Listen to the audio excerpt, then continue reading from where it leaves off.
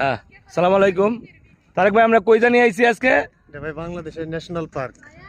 Bangladesh national park মানে জর্ডানে আবার বাংলাদেশ ন্যাশনাল পার্ক আছে নাকি? এখানে জর্ডানের বুকে এক টুকরা বাংলাদেশ। এখানে মানে জর্ডানের বুকে এক টুকরা বাংলাদেশ, এটা কিভাবে বুঝবো আমি? পরিবেশটা দেখেন না, দেখেন। মানে সবাই পরিবেশটা দেখাইবো? হ্যাঁ। তাহলে আমি দেখাইতেছি, এই যে দেখেন।